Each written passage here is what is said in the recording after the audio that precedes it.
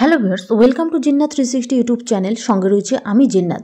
Friends, অস্থায়ী চুক্তিভিত্তিক কর্মচারীদের জন্য খুবই গুরুত্বপূর্ণ একটি আপডেট রয়েছে। আপনি যদি একজন অস্থায়ী চুক্তিভিত্তিক কর্মচারী হয়ে থাকেন, আইসিডিএস, আশা, সিভিক, ভিআরপি, এনবিএফ, আইসিটি, পৌরসভা, মাদ্রাসা, প্যারাটিচার, এসএসকে, এমএসকে থেকে শুরু করে সমস্ত সেক্টরের অস্থায়ী চুক্তিভিত্তিক কর্মচারীদের জন্য রয়েছে খুবই গুরুত্বপূর্ণ আপডেট। তাই ভিডিওটি প্রথম থেকে শেষ পর্যন্ত দেখার অনুরোধ রইল। চ্যানেলে ফার্স্ট টাইম হলে অবশ্যই চ্যানেলটিকে সাবস্ক্রাইব করে নোটিফিকেশন বেলটি অন করে রাখবেন এরকম লেটেস্ট আপডেট ভিডিও সবার আগে পাওয়ার জন্য। তো চলুন অস্থায়ী চুক্তিভিত্তিক কর্মচারীদের নিয়ে আজকের আপডেটটি দেখে নেওয়া যাক। তো বন্ধুরা, আপনারা কিন্তু এখানে অন স্ক্রিনে দেখতে পাচ্ছেন যে রাজ্যের চুক্তিভিত্তিক কর্মীদের জন্য সুখবর, বেতন বৃদ্ধির সিদ্ধান্ত নিল রাজ্য সরকার। তো বন্ধুরা, রাজ্যের যে সমস্ত অস্থায়ী চুক্তিভিত্তিক কর্মচারী রয়েছে তাদের জন্য খুবই বড় সিদ্ধান্ত নিতে চলেছে রাজ্য সরকার। তাদের স্থায়ীকরণের সিদ্ধান্ত নিতে চলেছে কিন্তু রাজ্য সরকার। তো রাজ্যের চুক্তিভিত্তিক কর্মীদের জন্য বিরাট সুখবর। রাজ্যের বিভিন্ন সরকারি অফিসে চুক্তিতে নিযুক্ত রয়েছেন যে সমস্ত কর্মচারীরা, সমস্ত কর্মচারীদের কিন্তু এবার বেতন বৃদ্ধির সিদ্ধান্ত নিয়েছে রাজ্য সরকার। এতদিন কাজে যোগ দেওয়ার সময় ডাটা এন্ট্রি অপারেটরদের বেতন ছিল 13,400 টাকা। তবে সম্প্রতি রাজ্যের অর্থ দপ্তর একটি বিজ্ঞপ্তি জারি করেছে এবং সেই বিজ্ঞপ্তিতে জানানো হয়েছে সরকারি অফিসে চুক্তিভিত্তিক ডাটা এন্ট্রি অপারেটরদের বেতন বৃদ্ধির সিদ্ধান্ত নিয়েছে রাজ্য সরকার। এবার থেকে রাজ্যের সরকারি অফিসে ডেটা এন্ট্রি অপারেটররা কাজে যোগ দিলে তাদের প্রাথমিক মাসিক বেতন হবে 16,000 টাকা। বিজ্ঞপ্তিতে জানানো হয়েছে অপারেটরদের কাজের বছর অনুযায়ী বাৎসরিক বেতন বৃদ্ধি পাবে।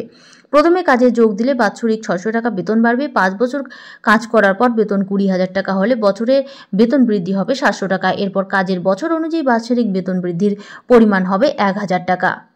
প্রসঙ্গত, এতদিন অপারেটরদের বেতন বাড়ত বছরে 500 টাকা করে। তবে এবার অপারেটরদের বেতন বৃদ্ধির হার যথেষ্টই বাড়ালো রাজ্য সরকার। সম্প্রতি অর্থ দপ্তরের তরফে জানানো হয়েছে 2013 সালের বিজ্ঞপ্তির ভিত্তিতে নিযুক্ত অপারেটররা এই নয়া বেতনের সুবিধা লাভ করবেন।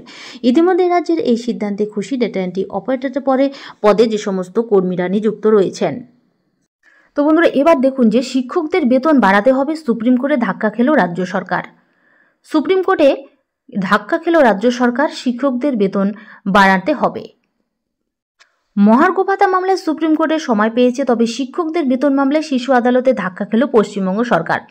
রাজ্য সরকারকে কি নির্দেশ দিল শীর্ষ আদালত? যে রায় দিয়েছে শীর্ষ আদালত এবং সেই রায়ে কিন্তু হাইকোর্টে রাজ্য সরকার ধাক্কা খেল। শিক্ষকদের বেতন মামলায় সুপ্রিম কোর্টে ধাক্কা খেল রাজ্য সরকার। কলকাতা হাইকোর্টের সিঙ্গেল বেঞ্চ এবং ডিভিশন বেঞ্চ ওই মামলায় রাজ্য হেরে গিয়েছে। তারপর সুপ্রিম কোর্টের দ্বারস্থ হয়েছিল, কিন্তু সেখানেও লাভবান হলো না। শীর্ষ আদালত নির্দেশ দিয়েছে যে স্থায়ী শিক্ষকদের যে ন্যূনতম বেসিক পে প্রদান করা হয় সেটা দিতে হবে চুক্তিভিত্তিক শিক্ষকদের। যে শিক্ষকরা উচ্চ মাধ্যমিক স্তরে পড়িয়ে থাকেন তাদেরও সেই সমান বেতন দিতে হবে। হাইকোর্টের ডিভিশন বেঞ্চ আগেই নির্দেশ দিয়েছিল যে ন্যূনতম বেসিক পে পেয়ে থাকেন স্থায়ী শিক্ষকরা, সেটাই দিতে হবে উচ্চ মাধ্যমিক স্তরের চুক্তিভিত্তিক শিক্ষকদের। যদিও সেই নির্দেশকে রাজ্য সরকার চ্যালেঞ্জ করেছিল, শেষ পর্যন্ত হাইকোর্টের রায়ই মান্যতা দিয়েছে শীর্ষ আদালত। অর্থাৎ হাইকোর্টের রায় বজায় রাখা হয়েছে। সেই রায়ের ফলে রাজ্যের অনেক চুক্তিভিত্তিক শিক্ষক লাভবান হবেন। 2002-3 সাল থেকে তাদের নিয়োগ করা শুরু করে রাজ্য সরকার, তবে স্থায়ী পদে নিয়োগ করা হয়নি। চুক্তির ভিত্তিতেও শিক্ষকদের নিয়োগ করা হয়ে থাকে। তবে 2010 সালে রাজ্যের তরফে জানানো হয়েছিল যে স্থায়ী শিক্ষকদের মতোই কাজ করতে হবে চুক্তিভিত্তিক শিক্ষকদের। যদিও বেতনের ক্ষেত্রে স্থায়ী এবং অস্থায়ী শিক্ষকদের মধ্যে বড় ফারাক ছিল, স্থায়ী শিক্ষকদের মতো কাজ করতে হলেও অস্থায়ী শিক্ষকদের বেতনক্রম বাড়ানোর পথে হাঁটেনি রাজ্য সরকার।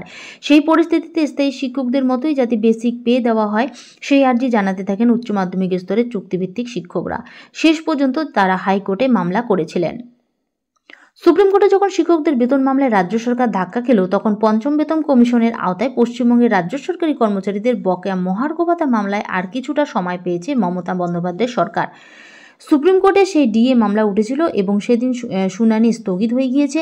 2025 সালে 7 জানুয়ারি ফের ডিএ মামলার শুনানি হবে।